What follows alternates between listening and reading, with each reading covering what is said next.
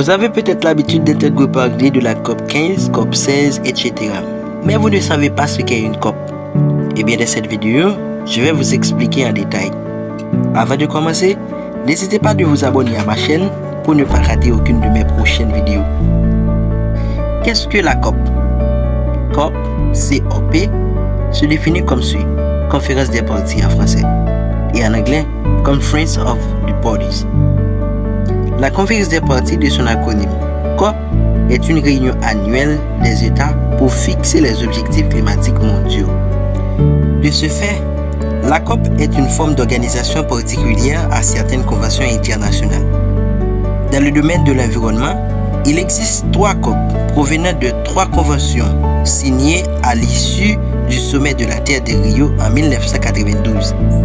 La COP sur la biodiversité, la COP sur la lutte contre la désertification et la COP sur les changements climatiques, qui est la plus importante des 3.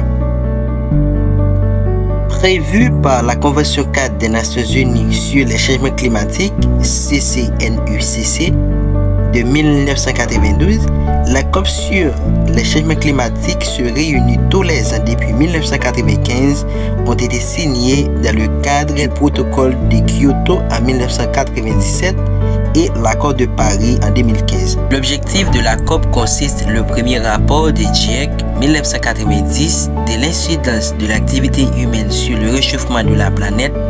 Les États se donnent pour objectif, dès la première COP, de réduire les émissions de gaz à effet de serre. Chaque réunion annuelle donne alors lieu à un état des progrès réalisés dans la baisse des émissions et éventuellement à la signature de nouveaux accords plus ambitieux. La COP est organisée où tous les États signataires de la CCNUCC, dont 197 en 2018, sont convoqués à la réunion annuelle de la COP. L'organisateur officiel est l'ONU, mais la conférence se tient dans un pays différent chaque année. Pour l'année 2024, la conférence a été organisée en Colombie. Outre la réunion des chefs d'État et des gouvernements, la COP comprend 2 organes subsidiaires. L'organe subsidiaire d'avis scientifique et technique, OSAST, qui fournit l'appui scientifique en lien avec les GIEC. L'organe subsidiaire de mise en œuvre, OSMO, qui vérifie la mise en œuvre effective des objectifs de la Convention par les États. J'espère que cette vidéo vous a été utile. Si vous avez aimé cette vidéo, n'hésitez pas à nous laisser des commentaires, un petit pouce bleu, et aussi à vous abonner à la chaîne pour ne pas rater aucune de nos prochaines vidéos.